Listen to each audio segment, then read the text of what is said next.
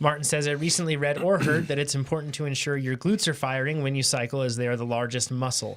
It made me, that's what he's saying here. He says, it made me realize that it is my thigh muscles that always hurt when I ride hard, not my glutes. And when he says thigh, I assume that he's talking about his quadriceps. Quads. In my next rides, I consciously relaxed my thigh muscles, or quadriceps, and ensured I kept the same power. The major DOMS, delayed onset muscle soreness, I had in my glutes a couple days afterwards showed me that this had made the change that I wanted. So he's drew the assumption that because he had relaxed those, it required more from his glutes, and the soreness was telling him as much. He says, I may be wrong, but it seemed my actual power output was a bit lower, and this leads to a few questions. Number one, is it ever a question of 100% glutes or 100% thigh muscles, or is it always a balance? Should we take these one at a time? Do you want to read through them all? Let's read through them and then come back to them. Cool. Number two, how much more power should I expect if I am harnessing my glutes appropriately now? Number three, in the short term, will I see a reduction in power in FTP using my relatively untrained glutes? Number four, should I try and use both glutes and thigh muscles, or will that occur naturally? Love the podcast and the app. I know I improve when I focus on following the plan. True story there. Yeah. Okay, so I really wanted to understand this. So I dug into it and went over 6 studies, a review, looked into some of the studies, a number of studies in the review. A lot of information here. I'm going to blow through it pretty quickly just to give you the gist of a few of these studies. One of them compared treadmill cycling and stationary turbo cycling. The treadmill favored, I won't even give you the muscle names. There's no point in it. The treadmill favored one set of muscles. The turbo favored another set of muscles. So just by riding slightly differently, it shifted the emphasis on different muscle groups. Okay. Another one compared hit intensity training to moderate intensity continuous training. They saw greater activation in the glutes. Again, it just shifted the emphasis. With higher intensity. It did, and it showed in this case that high intensity training enhances glute maximus activation. Okay, cool. Another one, riding at 70% VO2 max power, 3 different torso angles. So they changed their torso angles each time. That had an influence on when and how often, where in the power stroke the glute max fired. Okay. Interesting also.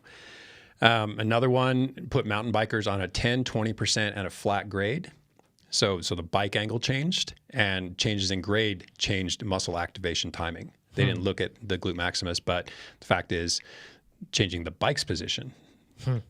Yeah, that makes sense. Changed activation. On the grade. Because that probably, I bet, similar to the previous test, I bet when they changed the grade of the bike, I bet it also changed the rider's position relatively. Probably, but maybe not. Happens well, to 20%. Most It's going to have to. Yeah, 20. Yeah. Else you'll do wheelies. So. And then another one did 250 watts for all 3 tests, but they did one at 60 RPM, one at 80 RPM, one at 100 RPM. And this showed that cadence affected the onset and the offset of certain muscle activations. So when they started to kick in, when they started to phase out. Interesting also. And then the review showed a lot of things specific to glute maximus, and that it depends on the work level. There's more activation the higher the work level. Well, duh. That makes perfect sense. Pedaling rate increased its activation from 40 to 100, but there was a sweet spot right around 90 where it was almost non-existent, where the muscle activation was just gone. Interesting. So it's like they'd hit a sweet spot where they didn't, I don't know, for whatever reason, it was all quad intensive at that point. The one where it showed that the glute max was more active in a crouched position versus an upright. So think time trial or criterium in the drops position, more glute involvement than if you're sitting up. I feel that. Riding tall. You feel that too? I feel the opposite. Really? So do I.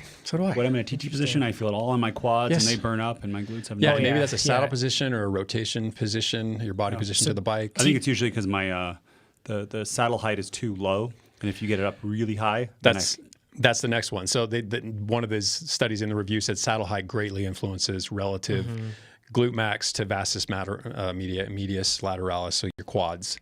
So the proportion between those saddle height is probably the biggest influence from what I gleaned from this. Yeah, one thing to clarify, on my time trial bike, yeah, I feel the same thing as you guys. It's mostly quad. Okay. For me, I think that a lot of that is because I'm so forward. And I'm like, my saddle is as far forward as it can go within the rules, and then I'm basically perched on the very end of that thing, right? But I've noticed that on my road bike, if I'm in the tops or on the hoods, and then I go down to the drops, I've at least perceived activation of my glutes, relatively speaking to that upright position. Okay. So if we go back to the questions, is it a question of 100% glutes or 100% thigh muscles, or is it always a balance? Easy answer, always a balance. There's you can't. The only way you could phase out one or the other would be to extend your knee completely and lock it, or extend your hip completely and lock it. And that's not going to happen if you're pedaling a bike. It's not going to happen really if you're doing anything. I'm not sure you can do that walking without looking like Frankenstein or something, which is pretty unrealistic. Question 2. How much power should he expect if he's harnessing his glutes appropriately? Yeah, so that's something that's super going to be difficult to quantify. Far too variable. We just showed all the things that can influence when these muscles innervate, how intensely they contribute, etc. But there is potential for more contribution to the pedal stroke. So if you're packing around dormant glutes right now because you don't train them, you haven't done any activation, you never do squats or deadlifts or anything that might get them firing, more muscle mass could lend itself to the pedal stroke, probably will, considering these are the muscles that extend the hips, and hip extension takes place, even though it's not a heck of a lot of hip extension when we're folded over on a bike and we're just dropping our knee down. It's not a lot of it, but there is still hip extension, and the glutes drive that. His third question, in the short term, will I see a reduction in power and FTP using my relatively untrained glutes? Almost definitely. And you see evidence of this when they try to retrain a runner's gait. I mean, they throw something new at them. It's it's almost like they're starting from scratch. They have to learn this and then acquire a new level of running efficiency, and it takes time. The criticism is that they've never given it enough time. So they change a runner's gait, and 2 weeks later they haven't improved their efficiency tanks. Well, yeah, it's only been 2 weeks. Give them 2 years, then maybe we could fairly assess that. But the point is, who wants to dedicate 2 years to try and find this tiny little refinement in something that may or may not pay off? I kind of feel like that's what I did coming back with my knee issues, and I pedal on the bike very differently than I used to, like almost entirely differently. And I do feel like a lot of activation. It sucks though. To your point, it's not anything that like I absolutely recommend. I don't feel like something I want to clarify too is just because I feel like, because I have no data to back this up, but I feel like everything is more balanced across quadriceps and glutes. It doesn't mean that I have unlocked a level of efficiency that I didn't have before necessarily. Did it change you majorly as a rider? I mean, did your power output jump up? Are you not performing? Which is the big question. My knees just don't hurt. And then I can train more, which, my power is going up. But my knees just that's an upside, and we'll talk about that in just a second here. Yeah. So what's that fourth question? Yeah, his fourth question, should I try and use both glutes and thigh muscles, or will that occur naturally? It occurs naturally already. So it's just that, and like we said, the conscious alteration of a change is going to make things difficult, and that might not pay off in terms of performance benefit. And if you are going to address these, and I do recommend that people absolutely get their glutes firing. I mean, whether or not you're using them to drive the pedals or simply to stabilize your torso on the bike so that you have better power transfer, so that when you move in and out of the saddle, you're more coordinated, so that you can just basically ride your bike better. You're more balanced, your body's more capable. For that reason alone, I definitely recommend doing this, but I recommend doing it via strength training. I mean, you have to do activation exercises where you get in touch with the muscle, then you do strengthening exercises, which actually grows the muscle's capacity, and then just let nature handle the rest. Don't coax your pedal stroke into doing anything it didn't already do.